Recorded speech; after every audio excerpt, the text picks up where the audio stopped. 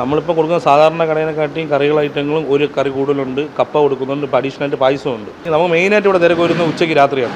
രാവിലെ പൊതുവെ ഞാൻ പറഞ്ഞില്ലേ ഈ ബൊഫയുടെ ഇത് വരുന്നുണ്ട്, രാവിലെ ഭയങ്കര തിരക്ക് കുറവാണ്. ബൊഫയ്ക്ക് വരുന്നുണ്ട്, എന്നാലും അല്ലാതെ നോർമലായിട്ട് കൊടുക്കാത്തതുകൊണ്ട് അത് ഭയങ്കര തിരക്ക് കുറവാണ്. അവർക്ക് കാരണം 110 രൂപ കഴിക്കാൻ പറ്റുന്ന ആൾക്കാരല്ല, കുറച്ച് പേർക്കേ അത് പറ്റുള്ളൂ. അപ്പോൾ പലരും അതിൽ കുറച്ച് മാത്രം, അതേ 2 ദോശ ഇഡ്ഡലി അങ്ങനെ വാങ്ങിക്കുന്ന ആൾക്കാരാണ്. അപ്പോൾ നമുക്ക് 2 പേർക്കായിട്ട് അങ്ങനെ കൊടുക്കാൻ പറ്റില്ല, കൊടുക്കുമ്പോൾ എല്ലാവർക്കും അങ്ങനെ കൊടുക്കേണ്ടി വരും. 2022 ഓണം ബമ്പർ ലോട്ടറി അടിച്ച ശ്രീവരാഹം സ്വദേശി അനൂപ് ചേട്ടൻ്റെ ഹാപ്പി ഹോട്ടലിന് മുന്നിലാണ് ഞാനിപ്പോൾ നിൽക്കുന്നത്. ചേട്ടൻ്റെ കടയുടെ ഉദ്ഘാടന ദിവസം ഞങ്ങളിവിടെ എത്തിയിട്ടുണ്ടായിരുന്നു.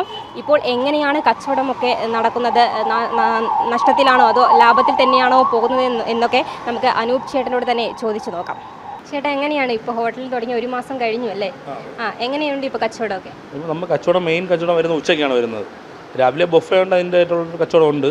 എന്നാലും ബൊഫേ ആയതുകൊണ്ട് പലരും കയറാൻ മടിക്കുന്നുണ്ട്. കാരണം ബൊഫയിൽ 110 രൂപ കൊടുത്ത് പലരും കഴിക്കില്ല, കുറച്ച് ആൾക്കാർ മാത്രമേ അത് മുതലാവുള്ളൂ കഴിച്ച് കഴിഞ്ഞാൽ. അപ്പോൾ ചിലവരൊക്കെ 50-60 രൂപയ്ക്ക് കഴിക്കുന്ന ആൾക്കാരാണ്. അപ്പോൾ അതുകൊണ്ട് ഈ ബൊഫയുടെ നമ്മൾ 1 മാസത്തേക്ക് തുടങ്ങിയ ഇതാണ്. അപ്പോൾ ഇത് കുറച്ച് ദിവസം കൂടെ കഴിഞ്ഞ് കഴിഞ്ഞാൽ ഇത് ക്ലോസ് ചെയ്യും. കാരണം നോർമലായിട്ട് മാത്രം ആയാലേ ആൾക്കാർക്ക് കയറി കഴിക്കാനും പറ്റുള്ളൂ.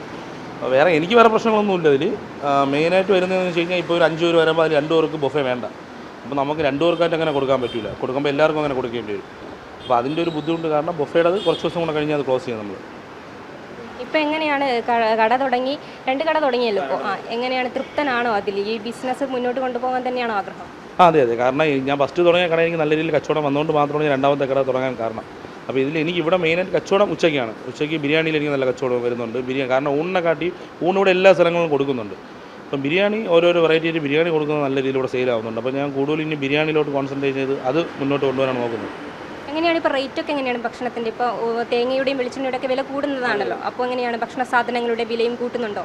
നമ്മളിപ്പോൾ കൊടുക്കുന്ന സാധാരണ കടയിനെക്കാട്ടിയും കറികൾ ഐറ്റങ്ങളും ഒരു കറി കൂടുതലുണ്ട്, കപ്പ കൊടുക്കുന്നുണ്ട്, ഇപ്പോൾ അഡീഷണലായിട്ട് പായസമുണ്ട്. 80 രൂപയാണ് ഒരു ഊണിന് ചാർജ് ചെയ്യുന്നത്. നമ്മളത് നോക്കുന്നില്ല, ഞാൻ മാക്സിമം നല്ല രീതിയിലാണ് ഊണിവിടെ സപ്ലൈ ചെയ്യുന്നത്. വെളിച്ചെണ്ണയുടെ വില കൂട്ടത് ബുദ്ധിമുട്ടാകുന്നുണ്ടോ? ഈ ഒരു ബിസിനസ് ബുദ്ധിമുട്ടാണോ? ഒന്നുണ്ട്, വെളിച്ചെണ്ണയുടെ വില നല്ല രീതിയിൽ കൂടുന്നുണ്ട്. പക്ഷേ എന്നും നമുക്ക് വെളിച്ചെണ്ണ മാറ്റി വയ്ക്കാനും പറ്റില്ല, മാറ്റി കഴിഞ്ഞാൽ അതിൻ്റെ ടേസ്റ്റും കുറയും. തേങ്ങയൊക്കെ ആണല്ലോ പ്രധാനമായിട്ടും, തേങ്ങയും വെളിച്ചെണ്ണ ഇല്ലാതെ പറ്റില്ല. തേങ്ങ നല്ല റേറ്റ് ആവുന്നുണ്ട്. കാരണം ഇതൊന്നും നമുക്ക് കുറയ്ക്കാൻ പറ്റില്ല, കറിക്ക് ഇത് രണ്ടും വേണം. അപ്പോൾ ഇത് കുറച്ച് കഴിഞ്ഞാൽ നമ്മളെ കറിയുടെ ടേസ്റ്റ് മാറും. അപ്പോൾ അതിൻ്റെ ഒരു ബുദ്ധിമുട്ടുണ്ട്, എന്നാലും മെയിൻറ്റെയിൻ ചെയ്ത് പോകുന്നുണ്ട്. ഇപ്പോൾ തൃപ്തനാണ്. ഇനിയും എന്തെങ്കിലും ഇതുപോലെ തന്നെ ബിസിനസ് തുടങ്ങാൻ പ്ലാൻ? ഇപ്പോൾ ഒരു ഷോപ്പ് ഇപ്പോൾ നോക്കിക്കൊണ്ടിരിക്കുന്നുണ്ട്, അത് ഏകദേശമായി വന്നിട്ടുണ്ട്. ഇപ്പം അടിപൊളിയായിട്ട് പോകുന്നുണ്ട്, അത് സ്റ്റാർട്ട് ചെയ്യുന്നു. റേറ്റ് കൂട്ടാൻ എന്തെങ്കിലും പ്ലാൻ ഉണ്ടോ?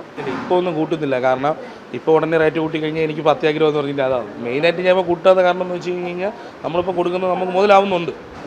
അതായത് വലിയ ലാഭം കിട്ടുന്നില്ലെങ്കിലും ചെറിയൊരു ലാഭം എനിക്ക് കിട്ടുന്നുണ്ട്. അപ്പോൾ അത് അങ്ങനെ തന്നെ പോകാൻ എൻ്റെ ഉദ്ദേശം. കസ്റ്റമേഴ്സ് എങ്ങനെയാണ്, നല്ല തിരക്കുണ്ടോ?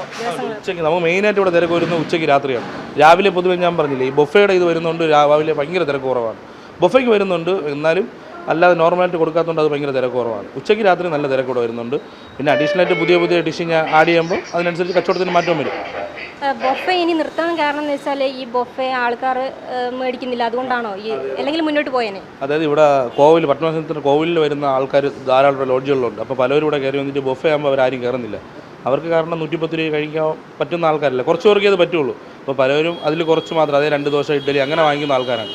അപ്പോൾ നമുക്ക് അങ്ങനെ രണ്ടും കൂടെ കൊണ്ടുപോകാൻ ഭയങ്കര ബുദ്ധിമുട്ടാണ്. അപ്പോൾ ഈ ബൊഫയുടെ നമ്മളത് ക്ലോസ് ചെയ്യുന്നത് അത് 1 മാസത്തേക്ക് ഒരു ഓഫറായിട്ട് ഇട്ടാണ്. അത് കണ്ടിന്യൂ ആയിട്ട് പോകുന്നതിന് ചെയ്യുമെന്ന് വിചാരിച്ചായിരുന്നു, പക്ഷേ അത് പോകുന്നില്ല ഇവിടെ ബൊഫെ. കുറച്ച് ആൾക്കാർ ബൊഫയ്ക്ക് വരുന്നുള്ളൂ, കൂടുതലും നോർമലായിട്ടാണ് വരുന്നത്. അനൂപ് ചേട്ടൻ്റെ ഹാപ്പി ഹോട്ടലിലെ വിശേഷങ്ങളാണ് നമ്മളിപ്പോൾ കണ്ടത്. 110 രൂപയ്ക്ക് അനൂപ് ചേട്ടൻ ബൊഫെ കൊടുത്തിട്ടുണ്ടായിരുന്നു. പക്ഷേ അത് വലിയ രീതിയിൽ നഷ്ടത്തിലേക്ക് പോകുന്നൊരു സാഹചര്യം വന്നതുകൊണ്ട് ഈ ഒരു 2 ദിവസം കൊണ്ട് ഈ ബൊഫെ ഇപ്പോൾ നിർത്തും. കൂടാതെ വെളിച്ചെണ്ണയുടെയും തേങ്ങയുടെയും വില വർധനമൊക്കെ വലിയ രീതിയിൽ ബാധിച്ചിട്ടുണ്ട്. എങ്കിലും ഭക്ഷണ സാധനങ്ങളുടെ വിലയൊന്നും അനൂപ് ചേട്ടൻ ഇപ്പോൾ വർദ്ധിപ്പിക്കുന്നില്ല. കൂടാതെ കസ്റ്റമേഴ്സൊക്കെ നല്ല രീതിയിൽ ഇങ്ങോട്ടേക്ക് വരുന്നുണ്ട്. നല്ല ഭക്ഷണമാണ് ഇവിടെ കൊടുക്കുന്നത്. ആൾക്കാരുടെ മനസ്സ് നിറയും വയറും നിറയും എന്നതാണ് അനൂപ് ചേട്ടൻ്റെ ഒരു പോളിസി എന്ന് പറയുന്നത്. ക്യാമറമാൻ അനിൽകുമാറിനൊപ്പം അനശ്വര MP, വിസ്മയ ന്യൂസ്, തിരുവനന്തപുരം.